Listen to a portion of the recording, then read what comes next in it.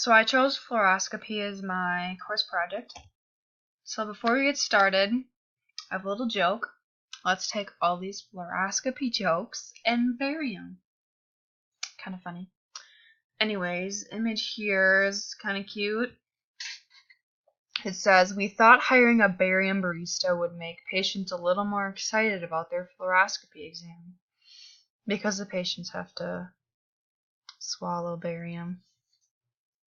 Anyways, I have two little clips here.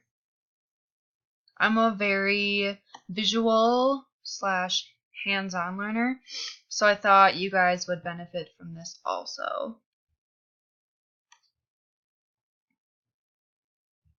The first one here shows someone swallowing some barium. So it's not your average X-ray, it's showing movement. It's kind of cool.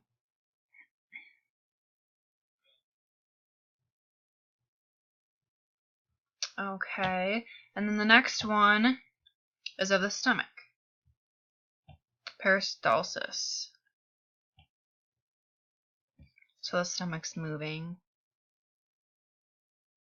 how it's working, make sure it's doing its job. Kind of cool.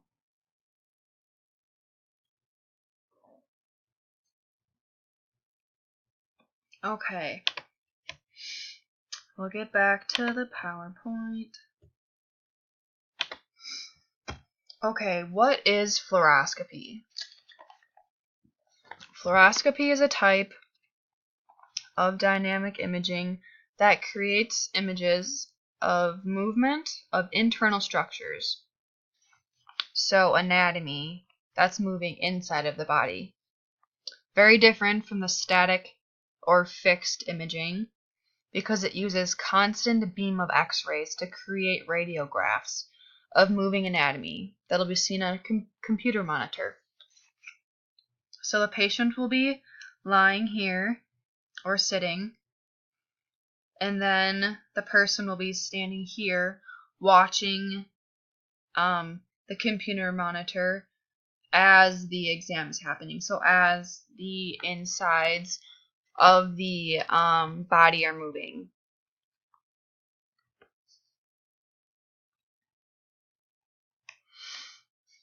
So structures inside the body can be seen moving using a contrast media. So the barium. So that makes it possible to see what is going on. So the exam is split actually into two portions. The first portion is obviously viewing the anatomy as it is being examined. So the person is standing here watching the insides and the anatomy move, and then the second portion is reviewing the saved images later, so they're able to diagnose and figure out what is wrong later.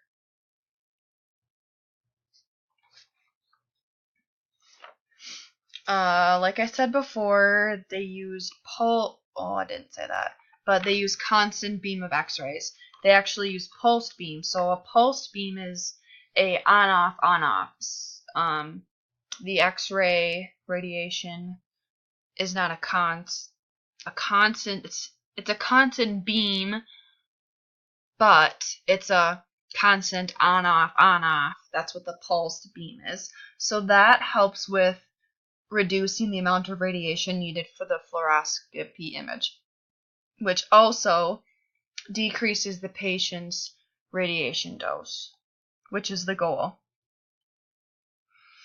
The internal structures of the body are best seen when they're actually brighter, and this can be done with image intensification, so making the images brighter.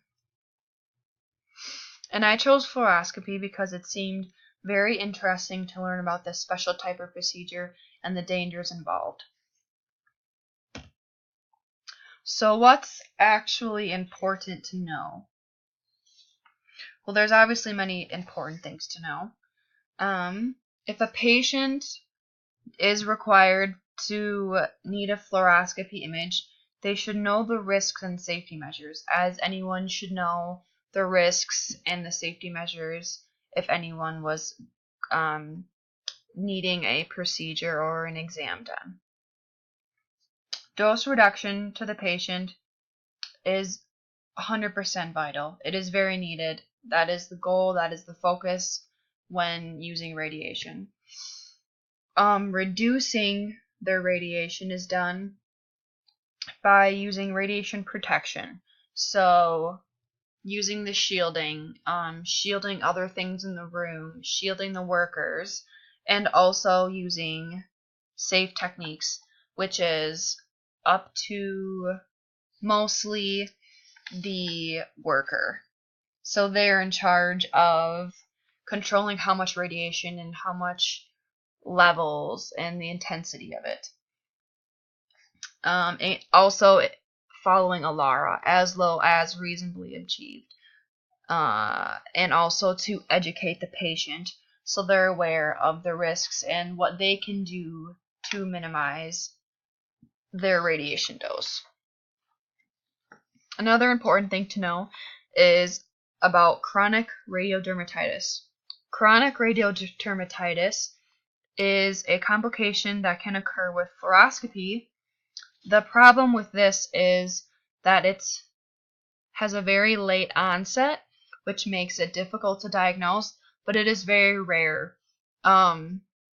With incidences reported of this, actually 0.01% was reported. In recent studies, these numbers has risen a little bit just because it is a popular exam. So it's very important to be educated and knowledgeable of the dangers when using this procedure and using radiation to know if it's actually needed. And here's an image of the chronic radiodermatitis. When I looked up it, there were some very interesting pictures, but this one I thought was okay to show. Fluoroscopy can cause injury to the skin, so that would be an injury. A lot of other things are just like rashes. But like I said, the risks are very low, and the benefits always outweigh the risks. The risks are low, the benefits are high. That's very important for the patient to know because we want to keep them safe, and that is our priority. So the need for beneficial medical imaging exam outweighs the minimal radiation risks. So a study that I found compared these two systems. The one on the left here is an old fluoroscopy system. As you can kind of see, the computer is a little bit older. And the one on the right is a newer system. They are comparing the two to see if it is possible to have dose reduction strategies. So they're seeing if they can reduce the amount of radiation with newer technology. The focus is to also see if there's a reduction in the patient dose and how much radiation they're receiving. So the procedural times between the two were actually pretty much the same, very similar. The dose area product, the DAP, the newer system was actually decreased. The DAP is the amount of radiation in the air, and with some computing, it also figures out how much radiation the patient got. So that's good. The radiation dose to the patients is reduced, and the radiation levels are low with the newer system. So as long as the newer system is working with the low radiation dose and the continuation of using good ALAR principles, then you will get a result in lower radiation levels, which is the goal and the focus. So I learned many things in my research of fluoroscopy. There are many requirements and policies that go into this extensive type of exam.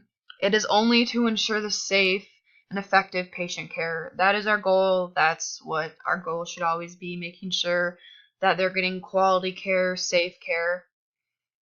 One person is actually designated as a radiation safety officer to oversee radiation doses, making sure that the levels don't go above, and educating not only the patient but also the physicians and the staff and all of the workers on radiation dose management and knowing the levels, and also properly operating the equipment and not just letting any Joe Schmo walk in and handle the equipment, making sure they're trained and educated on that. And also, I'm sure you guys have heard of the FDA. I always thought the FDA was just the agency that dealt with the food and the healthcare drugs.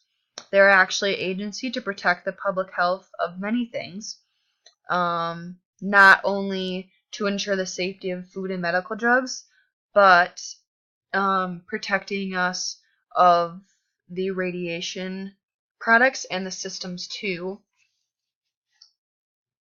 The fluoroscopy X-ray systems have to be a safe and effective medical device when they're new. So the FDA also oversees that too. So that's kind of cool.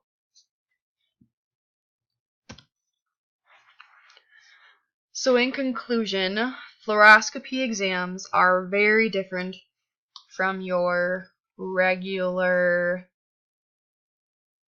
X-ray exam. The fluoroscopy procedures can involve a lot more radiation, but like we said before, it is very beneficial in diagnosing what is wrong with the patient or trying to figure out what the issue is.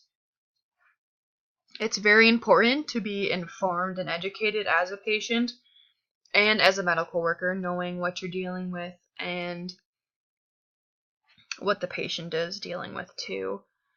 With the digital fluoroscopy replacing standard filming, it allows an easier switch. So what I mean by an easier switch is that it can allow more procedure time, and the easier switch also meaning standard filming, you take the cassette out of the Bucky and put it into a reader. With digital fluoroscopy, you don't have to do that. As you are imaging the person, there is the monitor that is showing the moving anatomy as it is happening. So that is also beneficial. And also changing the image after it has been turned into a digital image.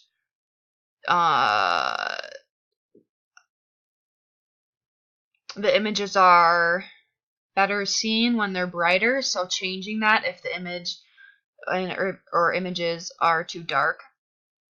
So changing them is also beneficial too. So with the use of a contemporary digital fluoroscopy system with lower radiation dose configuration, so the newer systems with the capability of having the low dose levels of radiation and the continuous good practices, it will result in lower radiation levels. But you have to use the good practices. If you have a system that supposedly is better with having lower levels of radiation, but you're still blasting the patient as high as it can go, or not being safe with your protective equipment, that is part of good practice and taking care of the patient, then you won't have those lower radiation levels. So that's very important too. Like I said before, benefits to the patient outweighs the risk always. So that's very important. And I hope you guys learned a lot. Thank you.